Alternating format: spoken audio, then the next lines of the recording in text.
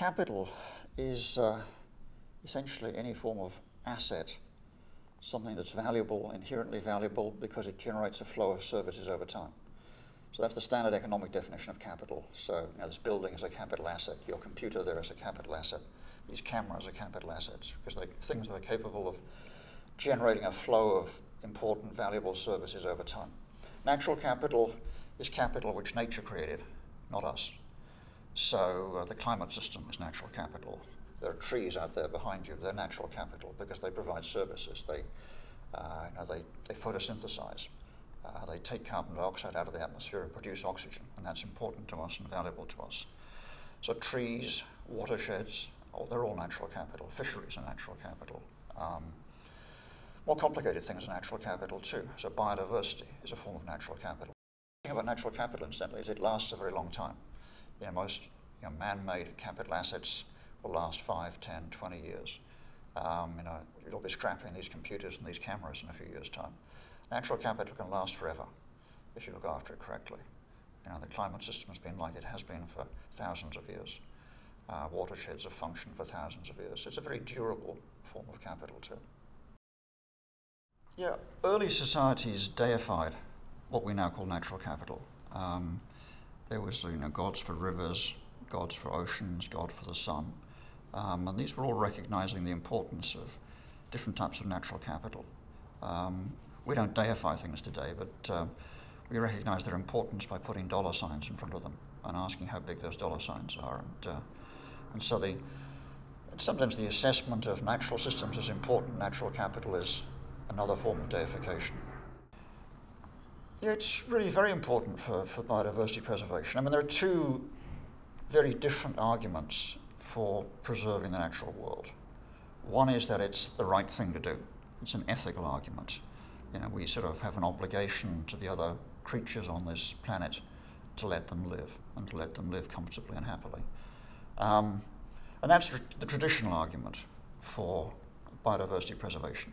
These animals have a right to life, and we have to recognize that right. And that's an argument sometimes made by religious people, but it's an argument about sort of respecting the rest of creation and stuff like that.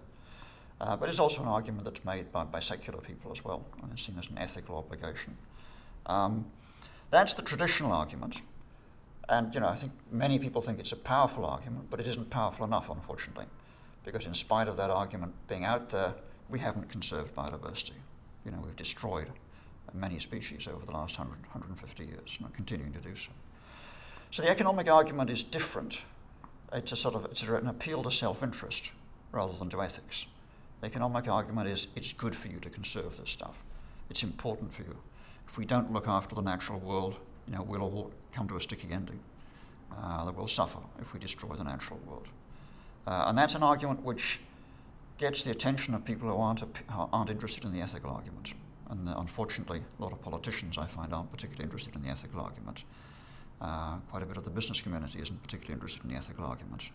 But they are interested in an economic argument. And if you tell them it's in our self-interest to preserve biodiversity, it's actually important to our long-run survival that we conserve biodiversity, that gives them a different perspective altogether from the ethical argument, and it appeals to a different group of people. So I find it important to use both arguments. Some people will respond positively to the kind of traditional ethical argument, and they'll be convinced by that. Others will need convincing by the numbers. There are certainly some people who feel uneasy about developing markets for nature's services and about putting a price on nature. They feel that somehow nature is intrinsically invaluable, that bringing the profit motive and sort of associated greed to bear on natural phenomena is somehow just the wrong thing to be doing. I think that's short-sighted. The profit motive is a very powerful motive, and the problem of conserving the natural world is a very serious problem, and we need to deploy the most powerful motives we have. Now, doing what's right, doing what's good is a powerful motive for some people, but not everybody sees that as being the right thing, sees conserving the natural world as being the right thing to do ethically. And for the people who don't see that as being an important thing, as being an important part of their own personal priorities, the profit motive is a very good substitute. I think it's really important to conserve the natural world, to get people to think about it, not just as something that you ought to conserve ethically, but something that you need to conserve economically. I think we have to have the majority of the world's population understanding that their well-being, their prosperity, depends on the natural world. And that's, the natural outcome of that is to develop markets for some of the services it provides and provide incentives to corporations to develop some of the services the natural world provides and to help to conserve the natural world. And the economic system is one of the most powerful agents for change we have. And sometimes it changes things in a good way, sometimes it changes them in a bad way. But in this particular area, if we can deploy it and give it the right incentives, it could change things in a good way. Okay. So a concern that some people might have is that introducing financial products based on environmental services could introduce markets which could have crashes. For example, we had a stock market crash a few years back. During my lifetime, we've had plenty of stock market crashes. So could these environmental markets be liable to crashes of the same sort? The answer is yes, in principle they could.